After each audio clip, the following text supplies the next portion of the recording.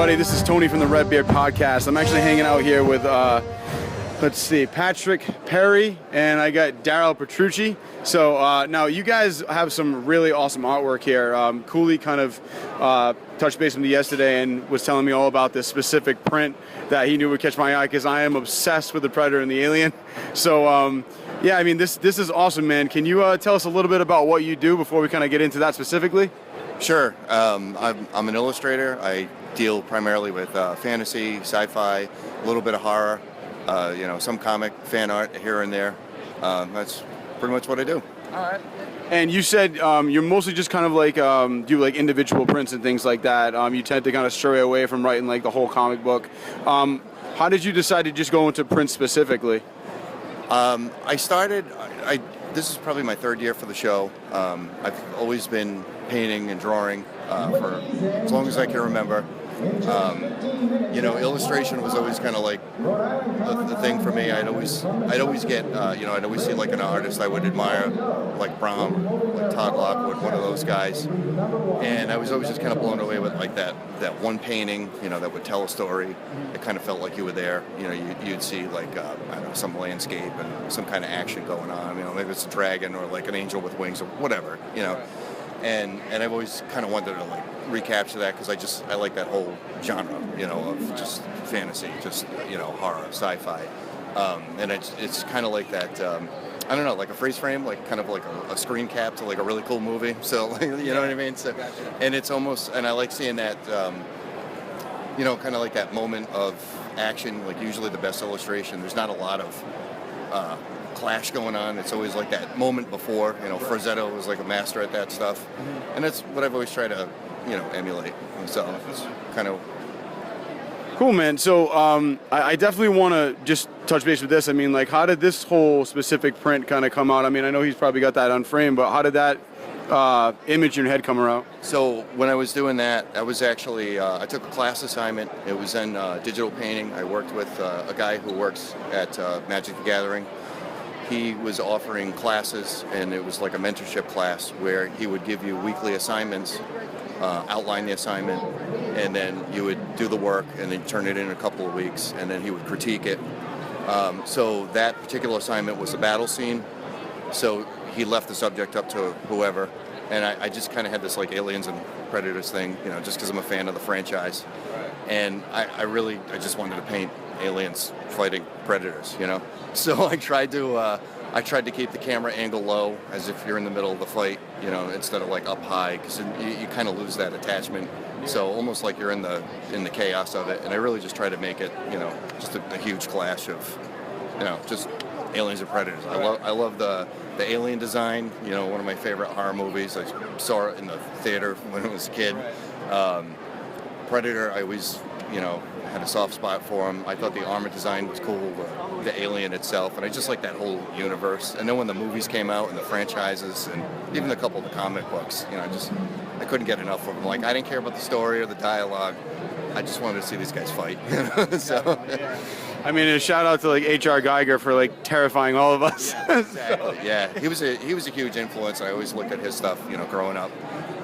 Just like the album covers that he used to do, like, Emerson, Lake and Palmer and Blondie and all that. But just even his regular murals, he always blew me away because I like that realism that he put into it, but it was still kind of dreamy and kind of surreal. Yeah. And it was just creepy. You couldn't really place your thumb on it. It's all that like, distorted body modification. And what you don't really see is when you see his prints, like you kind of forget the scale. Because he just would do large, massive murals, and it was all airbrush ink, and it was all hand done.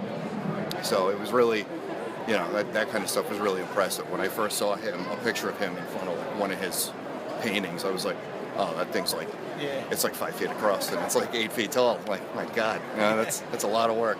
So it's always, it's that kind of thing that just, Definitely. So, Patrick, I want to touch base with you for a little bit. So, I mean, do you do any art at all as far as like with what, the prints or anything, or do you hanging out? You said you're kind of the assistant, so. I'm here for the good looks. Yeah. And I'm here to... Obviously. Obviously. And I help him out, beer and pizza. It's not cheap with a pizza, obviously. I do my own thing, but I'm more ads. Gotcha. Graphic page display, nothing like this. So I'm always in awe with the work that he can do digitally. Again, looks and pizza. Yeah, my job's covered. And I can tell you're a Star Trek guy? Yes, I am. Born and raised that way. So that's all generations. Can you tell people about your process? What medium do you use? Like, how do you start it off? What do you use, like a lot of photo reference? You know, my process is always kind of changing. It's always been a little bit different. I'm always constantly tweaking it. You know, there's no right or wrong way to do it, but I almost generally always start with some loose sketches. If something, if like an idea kind of comes across when I'm doing a sketch, sometimes I'll follow that up.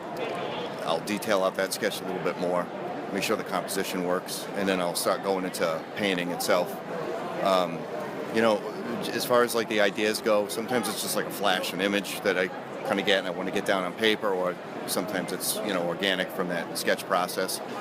But once I get that sketch down, I don't spend a ton of time on that sketch, which I probably should do in the future, but being a painter, I try to get those values in. I try to get like the large shapes in because I want the composition to read. So primarily I'm working in either black and white or just one color. So this way, if I get those values in, I can at least see that it's still working. You know, I got to get the forms to read. You know, does the arm look like an arm? You know, does the armor look like armor? And then once I get that stuff down, I'll start to try to lay in some colors. You know, maybe I already have one color in, maybe it's just a shadow color. And, you know, painting is one of those things where you kind of have to have like an overall color scheme. You know, is it warm? Is it cool? What's the balance between that warm and the cool? Is it, you know, one should take over. You know, it should be primarily cool or primarily warm. You can have those accents, but without it, you know, the image doesn't read.